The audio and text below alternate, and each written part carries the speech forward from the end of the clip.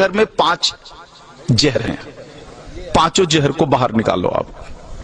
केवल डायबिटीज नहीं, आपके जीवन के सारे रोग खत्म हो जाएंगे। रसोई घर को जो बिगाड़ा है इन लोगों ने, 5 जहर रसोई घर में प्रवेश करा करके बिगाड़ा है। उसमें से उजला आटा यानी गेहूं का आटा, मैदा एक जहर, उजला नमक दूसरा जहर यानी आयोडीन नमक, ये दूसरा जहर है। तो गेहूं छोड़ा तो कहां जाना है? बाजरी, जवारी, मकई, मड़ुआ के पास जाना है, जौ के पास जाना है। उजला नमक अगर छोड़ना है तो कहां जाना है? सेंधा नमक पर जाना है, काला नमक पर जाना है, आपके यहां के सांभर झील के नमक पर जाना है। यह शुद्ध नमक है। तो दूसरा जहर हुआ। तीसरा जो जहर इन्होंने डाला है चीनी। चीनी का पिंड छोड़ो, चीनी बंद कर दो। चीनी की जगह जितनी इच्छा है उतना गुड़ खाओ, भूरा खाओ, खांड खाओ। ये डायबिटीज की अच्छी दवा है। गुड़ डायबिटीज की अच्छी दवाओं में से एक है। हमारे यहां जितने डायबिटीज के मरीजों की चिकित्सा होती है ना, सबको लिख के देता हूं प्रिस्क्रिप्शन पैड पर, प्रतिदिन गुड़ खाओ।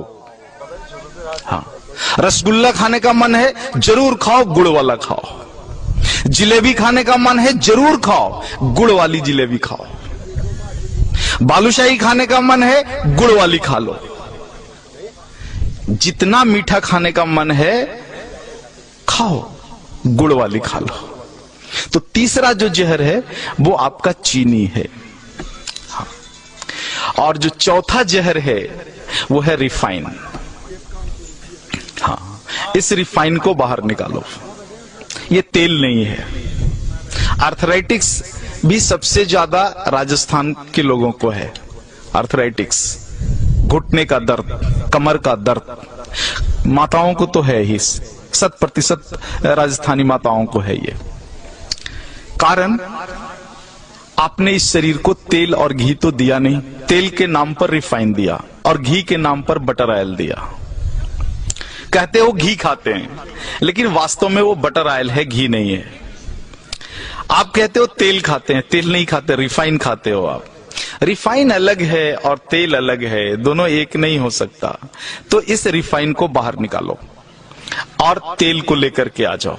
तेल सरसों का हो सकता है, तिल का हो सकता है, आपके यहां अच्छा राई, सरसों, तिल, ये 3 चीजें तो मैं जानता हूं, और शायद कुछ मूंगफली का भी बढ़िया हो सकता है। ये सारी चीजें हैं। 2 विरुद्ध चीजें हैं, एक सूर्यमुखी और सोयाबीन। इनके चक्कर में मत पड़ना, ये दोनों खतरनाक हैं। तो इस तरह से रसोई घर से अगर कुछ चीजों को आप बाहर निकाल दो। 2 मॉडर्न चीजें हैं, एक प्रेशर कुकर, हाँ, जो आपके रसोई घर का प्रेत है, प्रेत को बाहर निकालो। हाँ, पकती नहीं अनाज, फटती है अनाज। दाल फटता है उसमें, पकता नहीं है। नीचे से ताप और ऊपर से प्रेशर, तुअर का दाल फट जाता है, पकता नहीं है। पकेगा तो मिट्टी की हांडी में धीरे धीरे, सने सने, धीमी आंच पर ही पकेगा। तुअर का पौधा जितने दिन तक मिट्टी में खड़ा रहता है, उसी हिसाब से समय लेगा हांडी में पकने के लिए। जल्दी कैसे पका लोगे आप? नहीं पका सकते। वो मिट्टी में 10 महीने तक खड़ा रहा है तो 10 मिनट तो लेगा ना चूल्हे पर पकने में। आप फटाफट 2 मिनट में पका लोगे, पकता नहीं, फट जाता है। अनाज को, फटा हुआ अनाज खाओगे तो गड़बड़ तो होगी ही, पका हुआ अनाज खाओ। प्रेशर कुकर में कोई भी अनाज नहीं पकता, केवल फटता है। तो इस प्रेत को बाहर निकाल दो।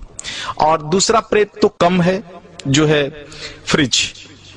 हाँ, इसको बाहर निकाल दो। शरीर को अग्नि चाहिए। फ्रिज की सारी वस्तुएं शरीर के अग्नि को खराब कर देने वाली है। शरीर में अग्नि नहीं होगा तो पचेगा ही नहीं, और पचेगा नहीं तो सड़ेगा, और सड़ेगा तो वायु निकलेगा, और वायु निकलेगा तो पता है वायु क्या क्या करता है? पूरे शरीर में उपद्रव करता है। पैरालिसिस इसी में से आया हुआ है, हार्ट अटैक इसी में से आया हुआ है, ब्रेन हैमरेज इसी में से आया हुआ है। तो ये 2 प्रेत को निकाल दो, और इन वस्तुओं को अगर आप निकाल दो रसोई घर से बाहर, तो बचा हुआ 25% डायबिटीज वहीं खत्म हो जाता है।